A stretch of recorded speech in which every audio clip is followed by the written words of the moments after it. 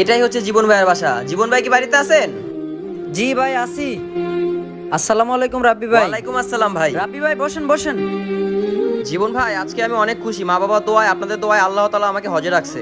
মাশাআল্লাহ, হজ মুবারক, আপনার জন্য দোয়া রইল। শুক্রিয়া ভাই। আমি আপনার জন্য গরম গরম বিরিয়ানি নিয়ে আসলাম। শুক্রিয়া ভাই। আরে জীবন ভাই, আজকে শুধু শুক্রিয়া দিলে হবে না, আজকে আমি আপনার ঘরে কিছু খাবো, তাহলেই বুঝবো আপনার সাথে আমার সব সমস্যার সমাধান। মাফ করবেন রাব্বি ভাই, আমার ঘরে আজকে যা রান্না করছি তা আপনারে খাওয়াইতে পারবো না। কেন ভাই, আমাকে খাওয়াইতে পারবেন না? কিন্তু ভাই আমার ঘরে আজকে যা রান্না করছি আমার জন্য তো জায়েজ, কিন্তু আপনার জন্য হারাম। হারাম? এমন কি রান্না করছেন ভাই আপনার ঘরে যে আপনার জন্য জায়েজ, আমার জন্য হারাম? কারণ ভাই আপনিও মুসলমান, আমিও তো মুসলমান। ভাই আজকে 5 দিন ধরে আমার ঘরে রান্না করার মতো কিছুই ছিল না, তাই মরা পশুর মাংস পাকাইছি। আমার জন্য তো এটা জায়েজ, কিন্তু আপনার জন্য হারাম। কি? হায় আল্লাহ, আমার থেকে কত বড় ভুল হয়ে গেছিল। আমার প্রতিবেশী ক্ষুধার্ত মরে আর আমি হজে যেতেছি। ভাই আপনি কোনো টেনশন করবেন না, আমি এই বছর হজে যাবো না। আমার হজের টাকাগুলো আমি আপনাকে দিব। নতুন কোনো ব্যবসা শুরু করবেন, সেটা দিয়ে ফ্যামিলির খেয়াল রাখবেন। ভিডিওটি যদি ভালো লাগে তাহলে কমেন্টে অবশ্যই মাশাআল্লাহ লিখবেন।